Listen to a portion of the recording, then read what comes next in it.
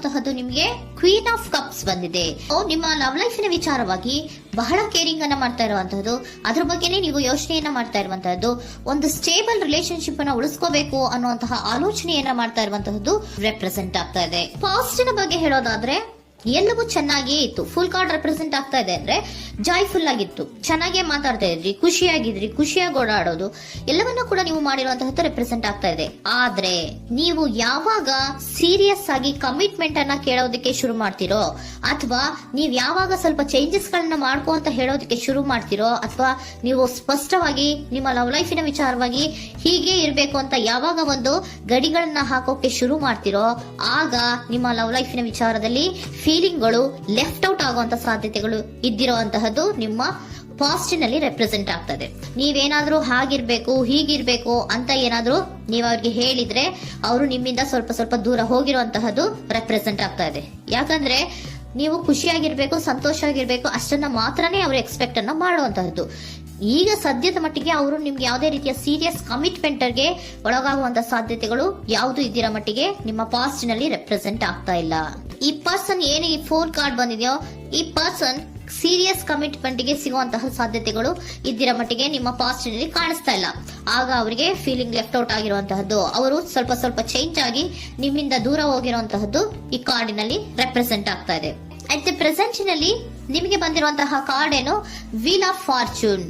ಬದಲಾವಣೆಯ ಮಾರ್ಗವನ್ನ ನೀವು ಹಿಡಿಬೇಕು, ಅಂದ್ರೆ ಬದಲಾವಣೆ ಆಗ್ಬೇಕು. ನೀವು ಅವರು ಸೀರಿಯಸ್ ಕಮಿಟ್ಮೆಂಟ್ ಅನ್ನ ಕೇಳಿದಾಗ ಅವರು ನಿಮ್ಮಿಂದ ದೂರ ಹೋಗಿದ್ದಾರೆ ಅಂದ್ರೆ ನೀವೇನ್ ಮಾಡ್ಬೇಕು, ಅಟ್ ಪ್ರೆಸೆಂಟ್ ನಲ್ಲಿ ಬದಲಾವಣೆಯ ಮಾರ್ಗವನ್ನ ಹಿಡಿಬೇಕು. ಬದಲಾವಣೆಯ ಮಾರ್ಗವನ್ನ ಮಾಡ್ಕೊಳ್ಳೋಕೆ ಹೋಗ್ತೀರಾ, ಆದ್ರೆ ನಿಮ್ ಕೈಲಿ ಆಗ್ತಾ ಇಲ್ಲ. ಯಾಕಂದ್ರೆ ವೀಲ್ ಆಫ್ ಫಾರ್ಚೂನಿನ ಕ್ಲಾರಿಫಿಕೇಶನ್ ಕಾರ್ಡ್ ಬಂದಿರುವಂತಹದ್ದು ಯಾವುದು, ಡೆವಿಲ್ ಕಾರ್ಡ್ ರೆಪ್ರೆಸೆಂಟ್ ಆಗ್ತಾ ಇದೆ. ಡೆವಿಲ್ ಕಾರ್ಡ್ ಏನನ್ನ ರೆಪ್ರೆಸೆಂಟ್ ಮಾಡುತ್ತೆ, ಅಡಿಕ್ಷನ್ ಅನ್ನ ರೆಪ್ರೆಸೆಂಟ್ ಮಾಡುತ್ತೆ. ಯಾವಾಗ್ಲೂ ಅವರ ಬಗ್ಗೆನೇ ಯೋಚನೆ ಮಾಡ್ತಾ ಇರೋದು, ಅದ್ರ ಬಗ್ಗೆನೇ ಥಿಂಕ್ ಮಾಡ್ತಾ ಇರೋದು. ಸ್ವಲ್ಪ ಬದಲಾವಣೆ ಮಾಡ್ಕೊಳಕ್ ಹೋಗ್ತೀರಾ, ಮತ್ತೆ ಪುನಃ ವಾಪಸ್ ಹಿಂದಕ್ಕೆ ಬರ್ತೀರಾ, ಮತ್ತೆ ಆಲೋಚನೆಯನ್ನ ಮಾಡಕ್ಕೆ ಶುರು ಮಾಡ್ತೀರಾ. ಆ ಕಾರಣವಾಗಿಯೇ ನಿಮ್ಗೆ ನೋವುಗಳು ಆಗ್ತಾ ಇರುವಂತದ್ದು ಅಟ್ ಪ್ರೆಸೆಂಟ್ ನಲ್ಲೂ. ನೀವು ಬದಲಾವಣೆ ಆಗೋಕೆ ಹೋಗ್ತೀರಾ, ಎಲ್ಲಿ ಬದಲಾವಣೆ ಆಗ್ತಾ ಇದ್ದೀರಾ, ಎಲ್ಲಿ ಚೇಂಜಸ್ ಆಗ್ತಾ ಇದ್ದೀರಾ, ನೀವು ಆಗ್ತಾ ಇಲ್ಲ. ಯಾಕೆ ಹೇಳಿ, ನಿಮ್ಮಲ್ಲಿ ಅಡಿಕ್ಷನ್ ಗಳು ರೆಪ್ರೆಸೆಂಟ್ ಆಗ್ತಾ ಇದೆ. ತುಂಬಾ ಅಡಿಕ್ಷನ್ ಇರೋದ್ರಿಂದ, ನಿಮ್ಮ ಲವ್ ಲೈಫ್ ನ ವಿಚಾರವಾಗಿ ನೀವು ತುಂಬಾ ಅಡಿಕ್ಟ್ ಆಗಿರೋದ್ರಿಂದ ನೀವು ಯಾವುದೇ ರೀತಿಯ ಬದಲಾವಣೆಯನ್ನ ನೀವು ಮಾಡ್ಕೋತಿಲ್ಲ. ನಿಮ್ಮ ಲವ್ ಲೈಫ್ ನ ವಿಚಾರವಾಗಿ ನೀವು ಬದಲಾವಣೆಯನ್ನೇ ಮಾಡ್ಕೋತಾ ಇಲ್ಲ. ಅವ್ರು ಕಮಿಟ್ಮೆಂಟ್ ಕೊಟ್ಟಿಲ್ಲ, ಅವ್ರು ಹೋದ್ರು ಅಂದ್ಮೇಲೆ ನೀವು ಮುಂದೆ ಬರ್ಬೇಕು, ನಿಮ್ಮ ಜೀವನದಲ್ಲಿ ನೀವು ಮುಂದೆ ಮುಂದೆ ಬರ್ಬೇಕು. ಸೊ ನೀವು ಮುಂದೆ ಬರಕ್ ಹೋಗ್ತೀರಾ, ಆದ್ರೆ ಅಲ್ಲೇ ಸ್ಟ್ರಕ್ ಆಗ್ತಾ ಇರುವಂತಹದ್ದು ರೆಪ್ರೆಸೆಂಟ್ ಆಗ್ತಾ ಇದೆ. ನೀವ್ ಯಾವಾಗ ಅಡಿಕ್ಷನ್ ಗಳನ್ನ ಜಾಸ್ತಿ ಮಾಡ್ಕೋತಿರೋ, ಅಬ್ಸೆಷನ್ ಆಗತ್ತೆ. ಯಾವಾಗ ನಿಮ್ಮಲ್ಲಿ ಅಬ್ಸೆಷನ್ ಗಳಾಗಕ್ಕೆ ಶುರು ಆಗುತ್ತೋ, ಆಗ ನಿಮ್ಮ ನೋವುಗಳು ಜಾಸ್ತಿ ಆಗುತ್ತೆ. ಕಣ್ಣೀರಿಡೋದು, ನೋವನ್ನ ಪಡೋದು, ಸಂಕಟ ಪಡೋದು, ಪದೇ ಪದೇ ನೆನಪಿಸ್ಕೊಳ್ಳೋದು, ಅಳೋದು, ಆಗದೇ ಇಲ್ವೇನೋ ನನಗೆ ಅನ್ನುವಂತಹ ರೀತಿಯಲ್ಲಿ ಅಟ್ ಪ್ರೆಸೆಂಟ್ ನಲ್ಲಿ ಕೆಲವೊಬ್ರು ಇರುವಂತಹದ್ದು ರೆಪ್ರೆಸೆಂಟ್ ಆಗ್ತಾ ಇದೆ. ನೆಕ್ಸ್ಟ್ ಕಾರ್ಡ್ ಬಂದಿರುವಂತಹದ್ದು ಯಾವುದು, ಕ್ವೀನ್ ಆಫ್ ಪೆಂಟಿಕಲ್ಸ್ ಬಂದಿದೆ. ಸೊ ಕ್ವೀನ್ ಆಫ್ ಪೆಂಟಿಕಲ್ ಏನನ್ನ ರೆಪ್ರೆಸೆಂಟ್ ಮಾಡುತ್ತೆ, ನಿಮ್ಮನ್ನ ನೀವು ಗಮನವನ್ನ ಕೊಡಬೇಕು, ನಿಮ್ಮ ಕಡೆಗೆ ನೀವು ಹೆಚ್ಚು ಗಮನವನ್ನ ಕೊಡಬೇಕು. ಅವ್ರು ನಿಮ್ಗೆ ಸೀರಿಯಸ್ ಕಮಿಟ್ಮೆಂಟ್ ಕೊಡ್ಲಿಲ್ಲ, ಫೀಲಿಂಗ್ ಲೆಫ್ಟ್ ಔಟ್ ಆಯ್ತು, ಅವರು ದೂರ ಆಯ್ತು, ಹೋದ್ರು ಅಲ್ವಾ. ಸೊ ನೀವೇನ್ ಮಾಡ್ಬೇಕು, ನೀವು ನಿಮ್ ಕಡೆಗೆ ಗಮನವನ್ನ ಕೊಡಬೇಕು. ವೀಲ್ ಆಫ್ ಫಾರ್ಚೂನ್ ಅಂದ್ರೆ ಏನು, ನೀವು ಬದಲಾವಣೆಯ ಮಾರ್ಗವನ್ನ ಹಿಡಿಬೇಕು. ಬದಲಾವಣೆಯ ಮಾರ್ಗವನ್ನ ಮಾಡ್ಕೊಳ್ಳೋದಕ್ಕೆ ಹೋದ್ರೂ ಕೂಡ ಮತ್ತೆ ವಾಪಸ್ ಹಿಂದೆ ಬರೋದು, ಮತ್ತೆ ಅಡಿಕ್ಷನ್ ಆಗೋದು, ಮತ್ತೆ ನೆನಪಿಸ್ಕೊಳ್ಳುವಂತಹದ್ದು, ಮತ್ತೆ ನೋವನ್ನ ಪಡುವಂತಹದ್ದು ನಿಮ್ಮಲ್ಲಿ ರೆಪ್ರೆಸೆಂಟ್ ಆಗ್ತಾ ಇದೆ. ನೀವು ಈ ಅಡಿಕ್ಷನ್ ಗಳಿಂದ ನೀವು ಆಚೆ ಬರಬೇಕು ಅಂದ್ರೆ ನಿಮ್ಮನ್ನ ನೀವು ಬ್ಯುಸಿಯಾಗಿ ಇಟ್ಕೋಬೇಕು. ಟೈಮ್ ಇದ್ರೂ ಕೂಡ ಮತ್ತೆ ಪುನಃ ಹಿಂದೆ ಬಂದು ನೀವು ಆಲೋಚನೆ ಮಾಡುವಂತಹ ಸಾಧ್ಯತೆಗಳು ಇದೆ. ಅದಕ್ಕೆ ನೀವು ಅಟ್ ಪ್ರೆಸೆಂಟ್ ನಲ್ಲಿ ನೀವು ಆ ಫೀಲಿಂಗ್ ಇಂದ, ಈ ನೋವಿನಿಂದ ನೀವು ಆಚೆ ಬರ್ಬೇಕಂದ್ರೆ ನೀವೇನ್ ಮಾಡ್ಬೇಕು, ಸ್ವಲ್ಪ ಏನಾದ್ರೂ ಬ್ಯುಸಿ ಆಗ್ಬೇಕು, ಕೆಲಸಗಳನ್ನ ಮಾಡೋದಕ್ಕೆ ಶುರು ಮಾಡ್ಬೇಕು. ನಿಮಗೆ ಗೊತ್ತಿರುವಂತಹ ಯಾವ ಕೆಲಸವಾದ್ರೂ ಸರಿ, ನೀವು ಸ್ವಲ್ಪ ಬ್ಯುಸಿ ಆಗಿರೋದಕ್ಕೆ ಪ್ರಯತ್ನವನ್ನ ಮಾಡ್ತಾ ಇರುವಂತಹದ್ದು, ಮಾಡುವಂತಹದ್ದು ರೆಪ್ರೆಸೆಂಟ್ ಆಗ್ತಾ ಇದೆ. ಕೆಲವೊಬ್ರು ಮಾಡ್ತಾ ಇದ್ದೀರಾ, ಕೆಲವೊಬ್ರು ಮಾಡುವ ಕಡೆಗೆ ಆಲೋಚನೆಯನ್ನ ಮಾಡ್ತಾ ಇರುವಂತಹದ್ದು ಅಟ್ ಪ್ರೆಸೆಂಟ್ ನಲ್ಲಿ ರೆಪ್ರೆಸೆಂಟ್ ಆಗ್ತಾ ಇದೆ. ಇಮಿಡಿಯೇಟ್ ಫ್ಯೂಚರ್ ನಲ್ಲಿ ಏನ್ ರೆಪ್ರೆಸೆಂಟ್ ಆಗ್ತಾ ಇದೆ, ನೈಟ್ ಆಫ್ ಸೋರ್ಟ್ಸ್ ರೆಪ್ರೆಸೆಂಟ್ ಆಗ್ತಾ ಇದೆ.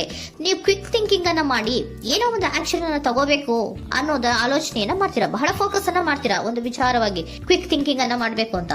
ಮತ್ತೆ ಪುನಃ ಏನ್ ಮಾಡ್ತೀರಾ, ನಿಮ್ಮ ಮುಂದೆ 2 ಆಪ್ಷನ್ಗಳು ಬಂದ್ಬಿಡುತ್ತೆ.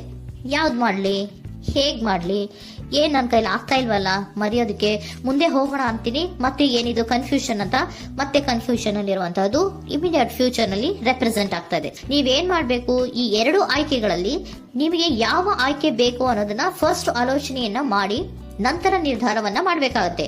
ಡಿಟರ್ಮಿನೇಷನ್ ಅಂಡ್ ಡೈರೆಕ್ಷನ್, ನಿರ್ಣಯವನ್ನ ಮಾಡಿ ಅದೇ ದಾರಿಯಲ್ಲಿ ನೀವು ಮುಂದೆ ಹೋಗ್ಬೇಕು ಈ ಆಲೋಚನೆಯನ್ನ ಮಾಡಬೇಕು.